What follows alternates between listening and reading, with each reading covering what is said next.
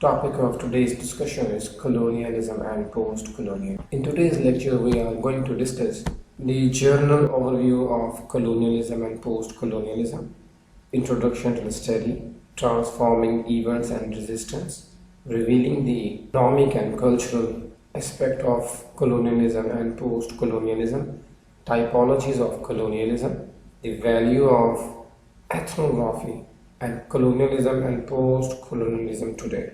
Students, the giant composite field of colonialism and post-colonialism studies has had a transforming effect on modern anthropology. Anthropologists have been innovative users of its multidisciplinary perspective and key contributors to its challenging account of past and contemporary global life and experience.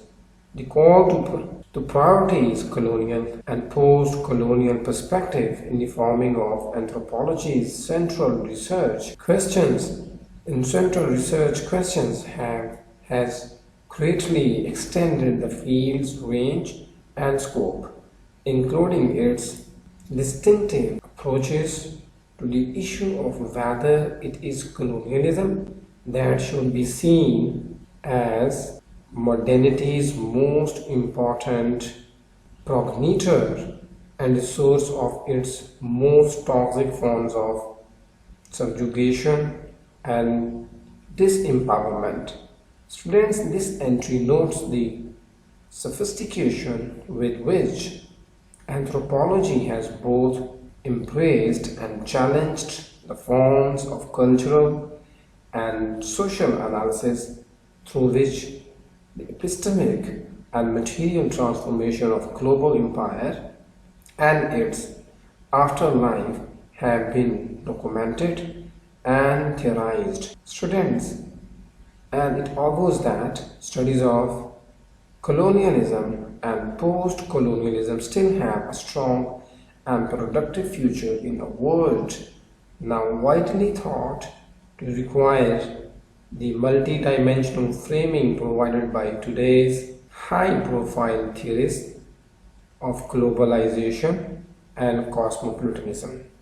Students, the giant composite field of colonialism and post-colonialism studies has had a transforming effect on virtually every academic field in the humanities and social sciences. Students, anthropologists have been particularly innovative users of its multidisciplinary perspective and have responded with vigor and creativity when accused by practitioners of its deconstructive critique of being handmaidens of colonial power and adheres to the subjugating knowledge strategies that underpinned imperial rule. Students, there have been major changes in anthropology's aims and claims arising from theorists' insistence that the enduring forms of subjugation and epistemic violence engendered by the modern empires must be recognized as distinctive pathologies of the contemporary world.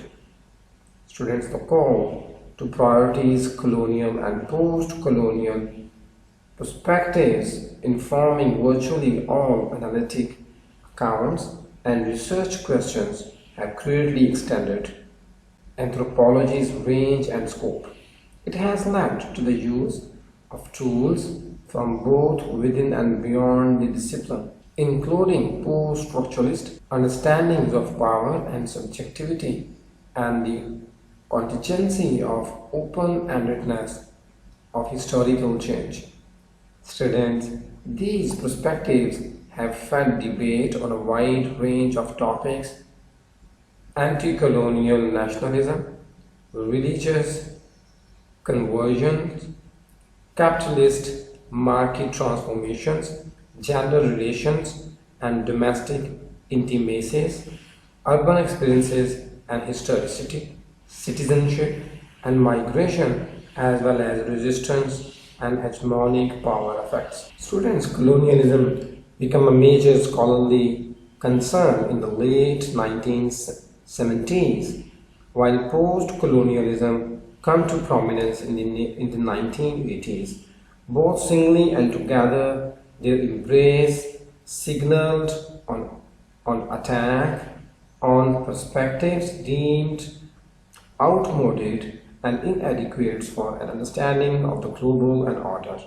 Students, a particular target for such challenges has been the concept of imperialism, formerly the dominant idiom in Marxist and related word systems account of the global expansion of capitalist in modernity. Students, in his study of imperialism, scholars' key concerns were with motivations and actions initiated from colonizers, metapoles, economic logic of empires, how they were structured and expanded, the treatment of what would have be characterized as experience within the colonized world related largely to the structural transformations in the material sphere.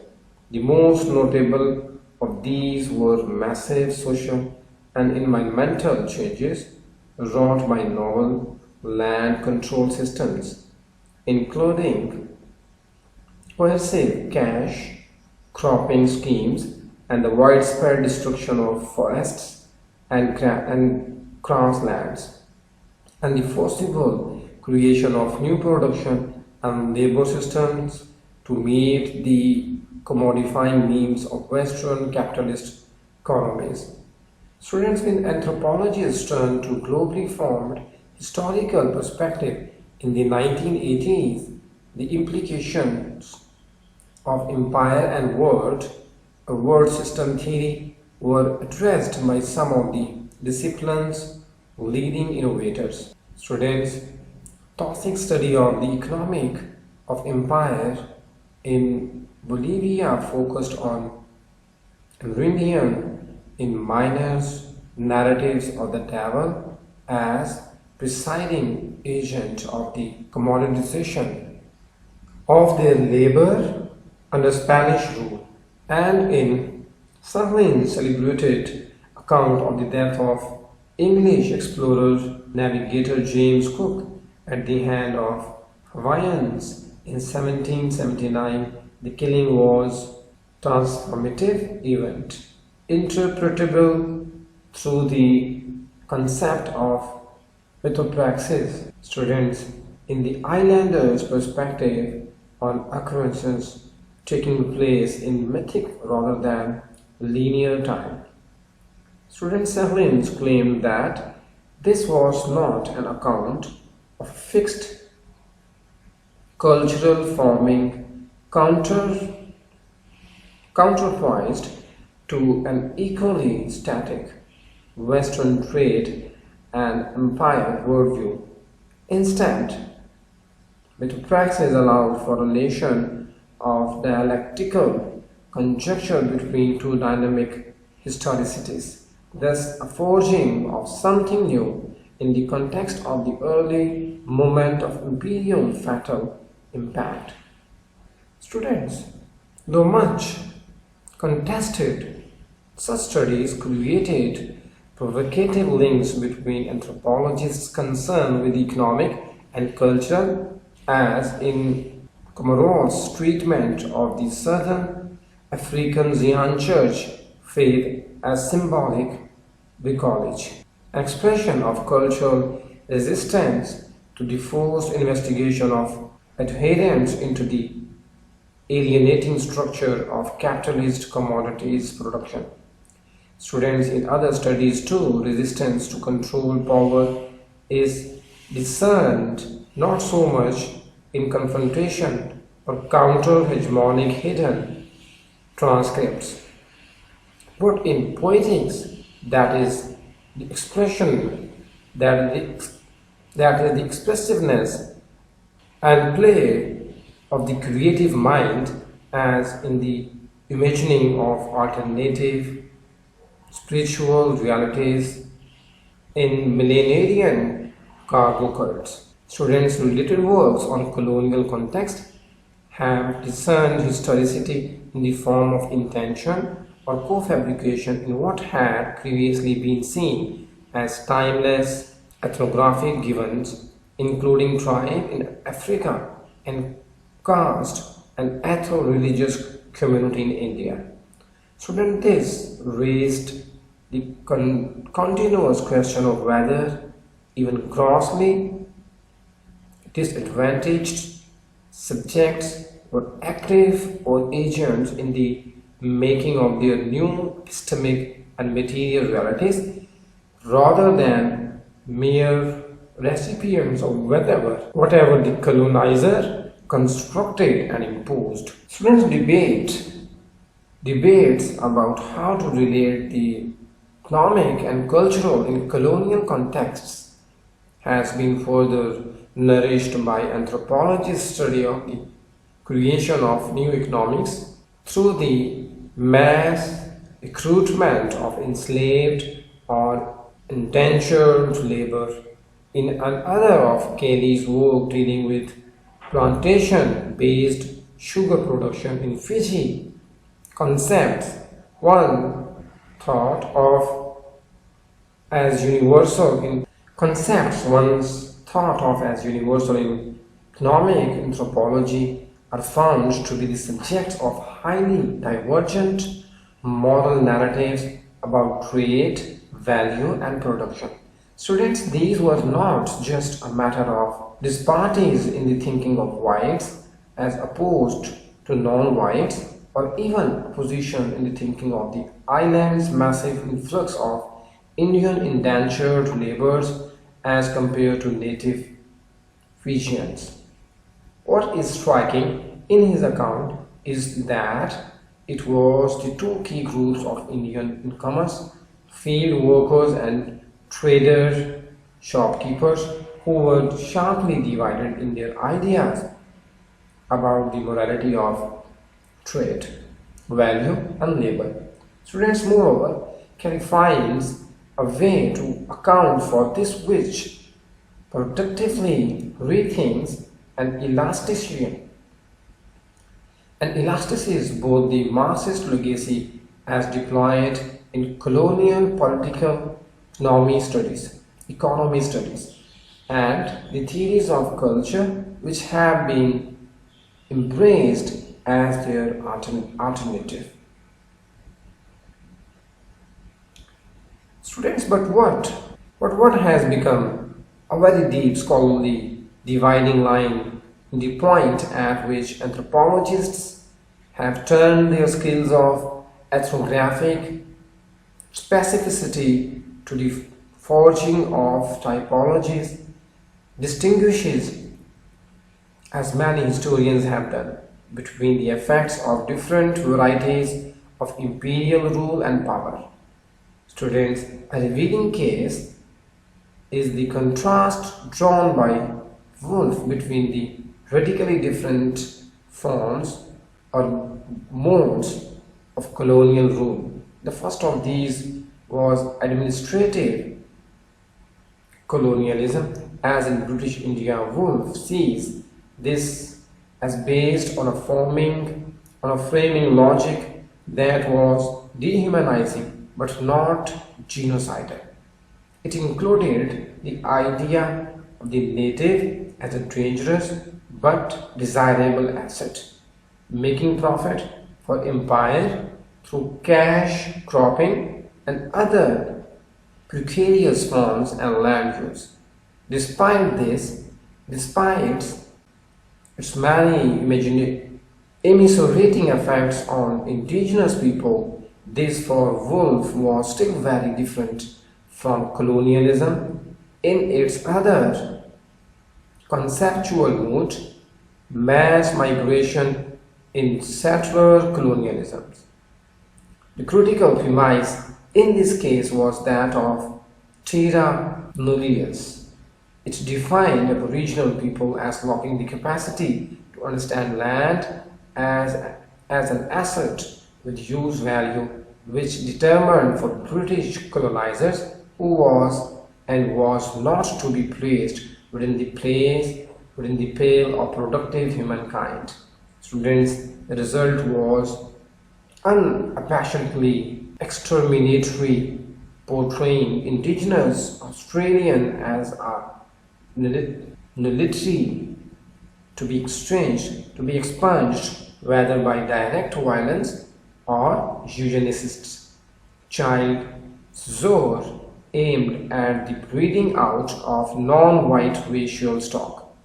Students, but rather than hailing this as an exercise in right-minded deconstructive critique, there are critics who see the thinking behind any typologies of colonialism variants as in itself colonial. The finding of difference which replicates the colonizer's defining and thus silencing of the colonized subject, though the structural violence of naming power.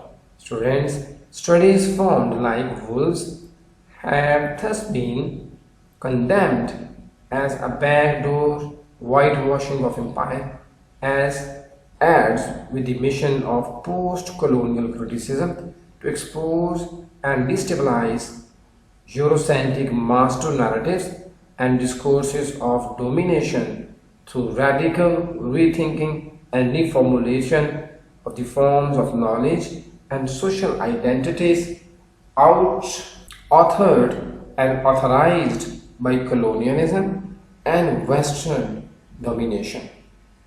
Students, yet there are influential works in which the turning of an ethnographer's eye to the specificities of context have been applauded for providing in-depth accounts of colonial and post-colonial settings rather than broad brush accounts of the colonial and post-colonial as generic traits or qualities. Students, notable examples include treatments of colonial or formerly colonized sites as spaces of distinctive constructions of reality through the operations of myth, narrative, and other processes of imagination and embodied practice.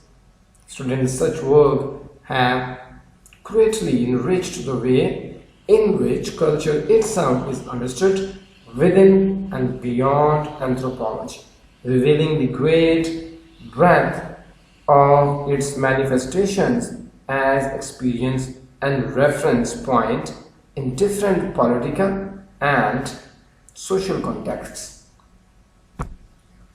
Students, so do studies of colonialism and post-colonialism have a future in a world now widely said to require the multi-dimensional framings provided by today's high-profile theorists of globalization and cosmopolitanism, one sign of the rich potential still offered by the colonialism, post-colonialism fields, tools, and perspectives is its elasticity, as in the ways its insights have been merged and synthesized those of other history-conscious areas of research and debate.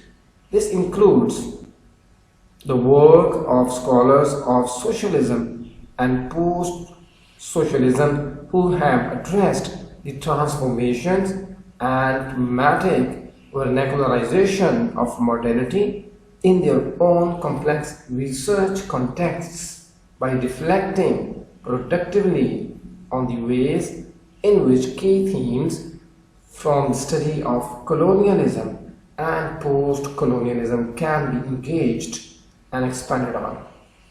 Okay students, see you in next class.